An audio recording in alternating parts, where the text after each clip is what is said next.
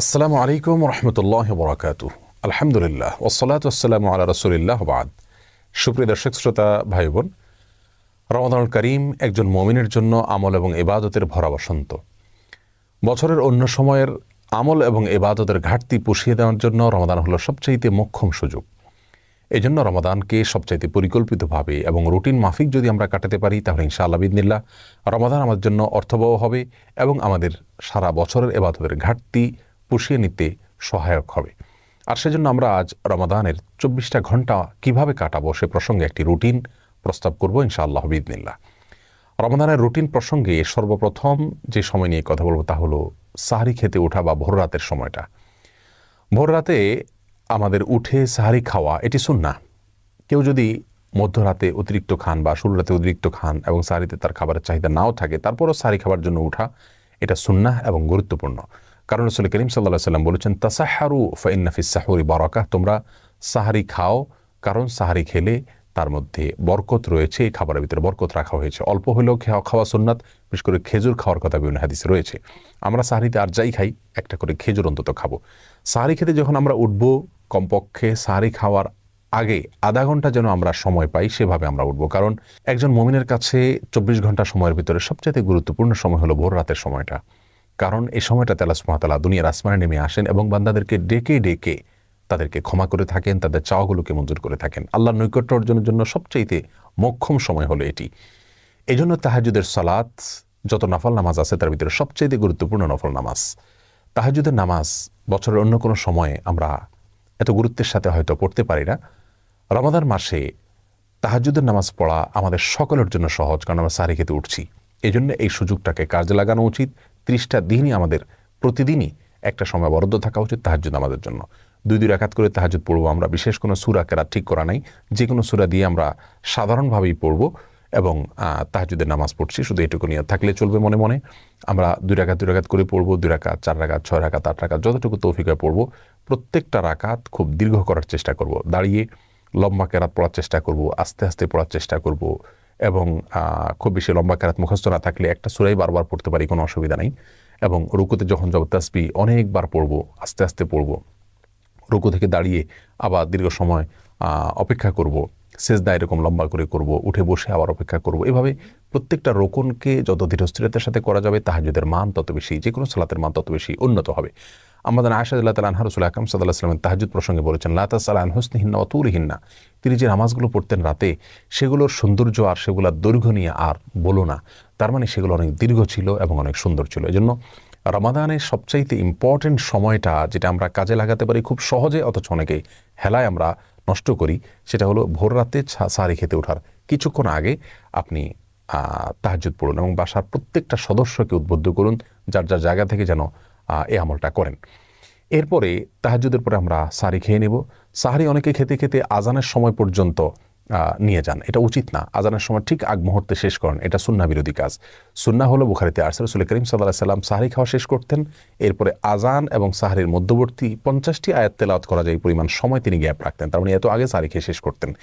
আনুমানিক 10 মিনিট সময় আমরা বলতে পারি। 10 মিনিট সময় এত লাগে না, 5 থেকে 10 মিনিট সময় অন্তত গ্যাপ দেওয়া উচিত। এই টাইমটাতে আমরা আল্লাহর কাছে বিশেষভাবে দোয়া করতে পারি, যেটা দোয়ার সময়, দোয়া কবুলের সবচেয়ে গুরুত্বপূর্ণ সময় দিনের এবং রাতের ভিতরে এই ভোর রাতের সময়টা। বিধায় এই টাইমটাতে আমরা খাবার শেষ হয়ে গেলে দোয়ায় মাশগুল হয়ে যাই, অথবা খাবারের আগেও দোয়া করতে পারি, কিন্তু আল্লাহর কাছে দোয়া করা উচিত এবং চোখের পানি ফেলা উচিত। দোয়ার জন্য সবচেয়ে উত্তম হবে আমরা যদি নির্জনে কোথাও চলে যেতে পারি। প্রয়োজনে বাসার ছাদে চলে যাওয়া যেতে পারে, প্রয়োজনে বাসার কোনো একটা কোনায় চলে যাওয়া যেতে পারে, কোনো একটা কক্ষে যেখানে কেউ না, সেখানে নিরিবিলি আমরা আল্লাহর কাছে আমাদের চাওয়াগুলো পেশ করতে পারি, চোখের পানি ফেলতে পারি। আমাদের দুরবস্থার জন্য আল্লাহর কাছে ফরিয়াদ করে চোখের পানি ফেলে আমরা কান্নাকাটি করে দোয়া করতে পারি এবং আমাদের সার্বিক চাওয়াগুলোকে আল্লাহর কাছে পেশ করতে পারি। এটা হলো রমাদানের রুটিনের জন্য সবচেয়ে ইম্পর্টেন্ট সময়, যে সময়টাকে আমাদের খেয়াল করা উচিত এবং খুব সুন্দরভাবে পরিকল্পনা করে কাটানো উচিত। এরপরে ফজরের আজান যখন হয়ে যাবে, আজানের পরে আমরা 2 রাকাত সুন্নাত পড়ব। সুন্নাত পড়ার পরে নবী আলাইহিস সালামের সুন্নাত ছিল যে ফজরের 2 রাকাত সুন্নাত পড়ার পরে তিনি কিছুটা বিছানায় মাথা দিতেন, একটু হালকা, ঘুমাতেন না, কিন্তু কিছু সময়ের জন্য রেস্ট করতেন, সেটা 2-4 মিনিট হতে পারে। আমরা কিছু সময়ের জন্য হালকা একটু গড়াগড়ি করে বা বিছানায় যদি মাথা দিয়ে, তাহলে সুন্নাহ আদায় হয়ে যাবে। এরপরে উঠে আমরা ফরজ নামাজ পড়ব। ফজরের ফরজ নামাজ পড়ার পর আপন জায়গা যেখানে নামাজ পড়েছি সেখানে বসে থাকবো এবং সম্ভব হলে সূর্য উদয় হওয়া পর্যন্ত অপেক্ষা করব। সূর্য উদয় হওয়া পর্যন্ত এই টাইমটাতে বসে বসে সকাল সন্ধ্যার যে জিকিরগুলো আছে সেগুলো করব। সকাল সন্ধ্যার জিকির নিয়ে আমাদের বই আছে এবং সেটার PDF কপি পাওয়া যায় আমাদের ওয়েবসাইটে আসুন্নাহ ফাউন্ডেশন, সেখান থেকে আপনারা ডাউনলোড করে নিতে পারেন। অথবা নবী আলাইহিস সালামের সকাল সন্ধ্যার দোয়াগুলো যে কোনো বই থেকে আপনি সম্ভব হয় সেগুলো মুখস্থ করে নিয়ে পড়বেন এবং সূর্য ওঠা পর্যন্ত আপন জায়গায় বসে থাকবেন। সূর্য ওঠার 10-15-20 মিনিট পরে আপনি 2 রাকাত নামাজ পড়বেন, সেটা সলাতুল ইশরাক। এই নামাজটা আপনি পড়ার কারণে আল্লাহ সুবহানাহু ওয়া তাআলা আপনাকে একটি পূর্ণাঙ্গ উমরার সওয়াব দিবেন। তিরমিজিতে বর্ণিত হয়েছে যে ফজরের পরে আপন জায়গায় বসে থেকে যদি এভাবে জিকির আজকার করা হয় এবং শেষে যদি 2 রাকাত নামাজ পড়া হয় অর্থাৎ ইশরাকের নামাজ, তাহলে এর মাধ্যমে এই সওয়াবটা আমরা পাবো। এটা অনেক রোজাদার আমরা মিস করি, আমরা ফজরের পরপর শুয়ে পড়ি।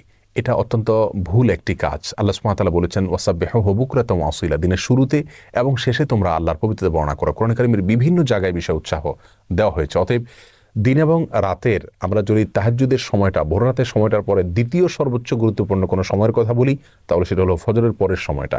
অথচ এই সময়টাতে আমরা রমজান মাসে বেশিরভাগ মানুষ শুয়ে যাই, এটা ভুল।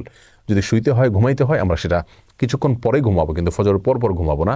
জিকির আজকার এবং তাসবিহ তেলাওয়াতে মাশগুল থাকবো ইনশাআল্লাহ বিইذনিল্লাহ। এরপরে যদি আমরা ঘুমাই, রেস্টও করি, সেটা পরিমিত হওয়া উচিত এবং লিমিটেড সময়ের জন্য হওয়া উচিত, মেপে কাজ করা উচিত।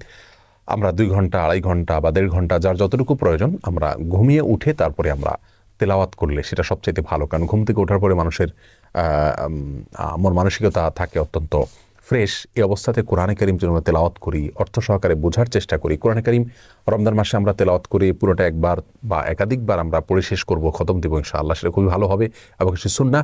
কিন্তু এর পাশাপাশি আমরা যদি অর্থ বোঝার চেষ্টা করি সেটা হবে আরও ভালো, শোনার উপরে সোহাগা। প্রতিদিন আমি যদি অন্তত একটা পৃষ্ঠা অর্থ এবং ব্যাখ্যা সহকারে কোনো একজন আলেমের তত্ত্বাবধানে হলে আরও ভালো হয়। যদি আমরা কোরআনকে বোঝার চেষ্টা করি এবং সেটা ঘুম থেকে ওঠার পরে হতে পারে, তেলাওয়াত হতে পারে এবং অর্থ ব্যাখ্যা সহকারে একটা পৃষ্ঠা করে অধ্যয়ন করা হতে পারে। এরপরে আমরা কিছু সময়ের জন্য ইসলামিক বই পুস্তক পড়তে পারি। বিশেষ করে ডক্টর খন্দকার আব্দুল্লাহ জাহাঙ্গীর রাহিমাহুল্লাহর যে বইগুলো আছে এগুলো ইসলামের বেসিক বিষয়গুলো সম্পর্কে ধারণা নিতে অনেক বেশি সহায়ক। এই বইগুলো আমাদের কাছে থেকে থাকলে সেগুলো আমরা পড়তে পারি। অনলাইনে PDF কপি পাওয়া যায় অনেকগুলো, সেগুলো নিয়ে আমরা কিছু সময় পড়ব। এরপরে যখন জোহরের আজান হবে বা জোহরের ওয়াক্ত হবে, জোহরের এখানে 2 রাকাত নামাজ আছে, জাওয়ালের নামাজ বলা হয়, বুখারীতে আসছে, বিভিন্ন হাদিসের কিতাবে আসছে। এই নামাজটি প্রায় বিলুপ্তির পথে, আমরা আলোচনায় এটার ভুলে গেছি।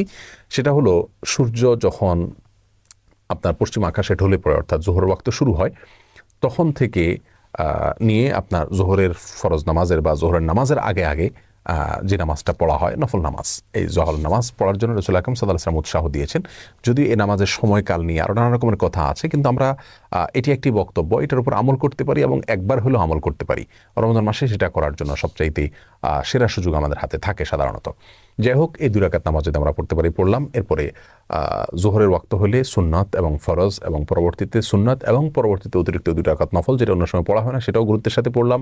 ধীরে ধীরে প্রত্যেকটা নামাজ আদায় করলাম এবং ফরজ নামাজের পরে 5 ওয়াক্ত সালাতের পরে রাসূল আকরাম সাল্লাল্লাহু আলাইহি ওয়াসাল্লামের যে দোয়াগুলো ছিল সেই দোয়াগুলোকে খুব গুরুত্বের সাথে, আন্তরিকতার সাথে পড়ার চেষ্টা করব। মাসতুন দোয়াগুলোকে যেভাবে রাসূল করিম সাল্লাল্লাহু আলাইহি ওয়াসাল্লাম পড়েছেন, জিকিরগুলো করেছেন, দোয়াগুলো করেছেন, সেগুলো আমরা করবো ইনশাআল্লাহ বিইذনিল্লাহ। এরপরে বাকি সময়টাতে আমরা যদি বাসা বাড়িতে অবস্থান করি তাহলে সেক্ষেত্রে বাসা বাড়িতে যারা কাজ করছেন তাদের কাজে একটু হেল্প করব। কারণ রাসূল করিম সাল্লাল্লাহু আলাইহি ওয়াসাল্লাম বাসা বাড়িতে মা বোনদের কাজে, স্ত্রীর কাজে তিনি হেল্প করতেন। অতএব আমরাও বাসা বাড়িতে থেকে কাজে হেল্প করব, সেটাও ইবাদত হিসাবে গণ্য হবে ইনশাআল্লাহ বিইذনিল্লাহ। সন্তানরা তাদেরকে নিয়ে বসতে পারি, একটা সময় তাদেরকে নিয়ে একটা হাদিস পাঠ করে আমরা শোনাতে পারি, পারস্পরিকভাবে পর্যালোচনা করতে পারি, তাদেরকে নসিহত করতে পারি, তাদের জীবন গড়ার জন্য তাদেরকে আমরা উপদেশ দিতে পারি এবং বিভিন্ন সাহাবীদের ঘটনাগুলো তাদেরকে পড়ে শোনাতে পারি। জোহরের পরের সময়টা আমরা সেভাবে কাটাতে পারি। এরপরে দুপুরে একটু কায়ুলা করা সুন্নাত, সম্ভব হলে কিছু সময়ের জন্য আমরা একটু রেস্ট করলাম, সেটা খুব সংক্ষিপ্ত হতে পারে, কিন্তু শুইলে একটা সুন্নাহ আমার আদায় হয়ে গেল। এরপর শোয়া থেকে উঠে আমরা আবারও তেলাওয়াত অথবা অন্যান্য বই পুস্তক পড়া সেগুলোতে আমরা লেগে যেতে পারি। আসর নামাজের পরে মাগরিব পর্যন্ত এই সময়টা খুবই গুরুত্বপূর্ণ, কারণ দিনের শুরুতে এবং শেষে তাসবিহ পাঠ করতে বলা হয়েছে। সন্ধ্যার যে জিকিরগুলো কোরআন হাদিসে বর্ণিত হয়েছে, দোয়াগুলো বর্ণিত হয়েছে, সেগুলোকে আমরা আসর থেকে মাগরিব এই সময়টাতে আমরা করতে পারি। এমনকি এক জায়গায় বসে না থেকে আমাদের ইফতারের আয়োজন করতে করতেও আমরা এই দোয়াগুলো পড়ে ফেলতে পারি যদি মুখস্থ থাকে। আর মুখস্থ না থাকলে সকাল তো সন্ধ্যার যে দোয়ার বই আছে সেগুলো দেখে দেখে আমরা দোয়াগুলো পড়ে ফেলতে পারি। পুরো মাস আমরা দেখে দেখে পড়লে ইনশাআল্লাহ দোয়াগুলো আমাদের মুখস্থ হয়ে যাবে আজীবনের জন্য। এবং সবাইকে উৎসাহ দেব যাতে করে দোয়াগুলো সবাই পড়েন। আর সন্ধ্যায় অর্থাৎ দিনের শেষে আল্লাহ সুবহানাহু ওয়া তাআলার তাসবিহ বর্ণনা করা, এটা আল্লাহ সুবহানাহু ওয়া তাআলার কাছে খুবই পছন্দনীয়, সেটা আমরা করবো ইনশাআল্লাহ বিইذনিল্লাহ। আর আসরের পরে মাসনুন দোয়া, যে নামাজের পরবর্তী দোয়া, সেটা করতে আমরা অবশ্যই ভুলবো না। মাগরিবের আজান হয়ে গেলে বা আপনার যখন ইফতারের সময় হবে, ইফতারের সময় হওয়ার সঙ্গে সঙ্গে বিলম্ব না করে ইফতার করব, কারণ ইফতার দ্রুত করা আর সাহরি শেষের দিকে করা এটা সুন্নাহ। এবং নবী আলাইহিস সালাম এটাকে এই জাতির কল্যাণের পূর্ব শর্ত হিসাবে আখ্যায়িত করেছে। বিধায় আমরা সূর্য অস্ত যাওয়ার পর বিলম্ব না করে খুব দ্রুত ইফতার করে ফেলবো ইনশাআল্লাহ বিইذনিল্লাহ। ইফতারিতে অস্বাস্থ্যকর কোনো কিছু খাবো না। খুব বেশি ভাজা পোড়া খাওয়ার অভ্যাস আমাদের দেশে মানুষের। অতিরিক্ত ভাজা পোড়া খাওয়ার ফলে রাতে দাঁড়িয়ে ইবাদত বন্দেগী করা কঠিন হয়ে যায়, তারাবি পড়া কঠিন হয়ে যায়, সুন্দরভাবে কাটানো যায় না। সেজন্য উচিত হবে স্বাস্থ্যসম্মত খাবারগুলো খাওয়া এবং যথাসম্ভব অস্বাস্থ্যকর খাবারগুলোকে পরিহার করা। এবং খেজুর দিয়ে ইফতার করা সুন্নাত, যদি সম্ভব হয় খেজুর দিয়ে ইফতার করব। ইফতারের পরে দোয়া পড়ব জাহাবাজ জমা ওয়াবতাল্লাতিল উরুক ওয়াসাবাতাল আজরু ইনশাআল্লাহ, অর্থাৎ গ্লানি দূর হলো এবং ঘাম শুকিয়ে গেল, ইনশাআল্লাহ আমার বিনিময় আল্লাহর কাছে জমা থাকলো। এ দোয়া আমরা পড়তে পারি। আরও দোয়া রয়েছে। ইফতারের দোয়া পড়লাম, ইফতার করলাম, এরপরে আমরা মাগরিবের নামাজ আদায় করবো ইনশাআল্লাহ। মাগরিবের নামাজের পরের সময়টা আমরা তারাবিতে যে পারা আজকে তেলাওয়াত করব বা যে অংশ তেলাওয়াত করব, সেটার অর্থ ব্যাখ্যা যদি সম্ভব হয় একটু দেখে নিলে ভালো হয়। আর যদি খতম তারাবির সুযোগ না থাকে, তাহলে সেক্ষেত্রে অন্তত এই টাইমটাতে, মাগরিব থেকে এশা, এই টাইমটাতে কোনো অবস্থাতে শোবো না। কারণ আমাদের অনেকের অভ্যাস আছে রমজান মাসে ইফতারের পরে শরীরটা ক্লান্ত হয়, আমরা শুয়ে পড়ি। কারণ রাসূল করিম সাল্লাল্লাহু আলাইহি ওয়াসাল্লাম সম্পর্কে আমাদের আয়েশা বলেছেন, কানান নবী সাল্লাল্লাহু আলাইহি ওয়াসাল্লাম ইয়াকরাহুন নাওমা ক্বাবলা আয়েশা, এশার আগে ঘুমোতে তিনি অপছন্দ করতেন। এজন্য এশার আগের সময়টাতে আমরা ঘুমাবো না। যথাসম্ভব ইবাদত বন্দেগী, সাধারণ কোরআন তেলাওয়াত, তারপরে আপনার ইসলামিক বই পুস্তক পড়া বা ইসলামিক লেকচার শোনা, এগুলোর পেছনে আমরা সময় ব্যয় করব। কোনো অবস্থাতে আমরা এই সময়টাতে অন্তত ঘুমাতে যাব না বা অন্তত শুইতেও যাব না। যাই হোক, এরপরে এশার নামাজ আদায় করে, তারাবি নামাজ আদায় করে খুব ধীরস্থিরতার সাথে তারাবি শেষ করব। খুবই আস্তে আস্তে করার চেষ্টা করবো ইনশাআল্লাহ। রাতের খাবারটা এশার আগে খেয়ে ফেলতে বলে ভালো হয়। আর যদি এশার পরেও খাই, তাহলে বিলম্ব না করে এশার পরে দ্রুত শুয়ে পড়ব। এশার পরে অন্য কোনো কাজ না করাই উত্তম। কারণ কানান নবী সাল্লাল্লাহু আলাইহি ওয়াসাল্লাম ইয়াকরাহুন নাওমা ক্বাবলা আয়েশা ওয়াল হাদিসা বাদা, এশার পরে তিনি কথাবার্তা বলা পছন্দ করতেন না। তবে হ্যাঁ, স্বামী স্ত্রীর কথাকে প্রশংসনীয় বলেছেন, তিনি নিজেও স্ত্রীর সাথে কথা বলতেন, সেটা ভিন্ন কথা। কিন্তু সচরাচর আড্ডা, এগুলো আমরা করতে যাব না। টেলিভিশন অথবা সোশ্যাল মিডিয়াতে স্ক্রল করা, এগুলো থেকে আমরা বেঁচে থাকবো। এশার পরে খুব দ্রুত আমরা শুয়ে পড়ার চেষ্টা করব, তাতে ভোর রাতে আগে আগে উঠা আমাদের জন্য সহজ হবে। পরিকল্পনা করে কোরআনে কারিমের জন্য প্রতিদিন এক পারা করে বা 1.5 পারা করে বা 2 পারা করে, যার যতটুকু তৌফিক কুলায় আমরা বাজেট করব, বরাদ্দ করব এবং সেই অনুযায়ী আমরা প্রতিদিন ইনশাআল্লাহ বিইذনিল্লাহ কোরআন তেলাওয়াত করে যাব। এবং সময় ফিক্স করে নেব যে কোন টাইমটাতে আমি করব। আমি কি ঘুম থেকে উঠে সকালে করব, নাকি জোহরের পরে করব, নাকি মাগরিবের পরে করব, এই সময়টা আমরা ফিক্স করে নিব ইনশাআল্লাহ বিইذনিল্লাহ। আল্লাহ তাআলা আমাদের সকলকে এই রমাদানে বেশি থেকে বেশি, উত্তম থেকে উত্তমতর ইবাদত করার তৌফিক দান করুন।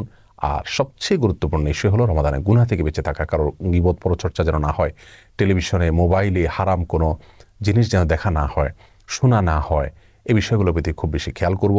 তাকওয়া চর্চাই হলো রমজানের সিয়ামের সবচেয়ে বড় উদ্দেশ্য। আল্লাহ তাআলা আমাদের সকলকে সেই উদ্দেশ্য সাধন করার তৌফিক দান করুন। রমজানের প্রত্যেকটা মুহূর্তকে সঠিকভাবে ভালোভাবে কাটানোর তৌফিক নসিব করুন। মা বোনরা যারা কাজকর্ম করবেন, রান্নাবাড়া করবেন, এর ফাঁকে ফাঁকেও তারা তাসবিহ, তাহলিল, জিকির এগুলো চালু রাখবেন। কারণ বিনা উযুতে তাসবিহ তাহলিল করা যায়, দুরূদ পাঠ করা যায়।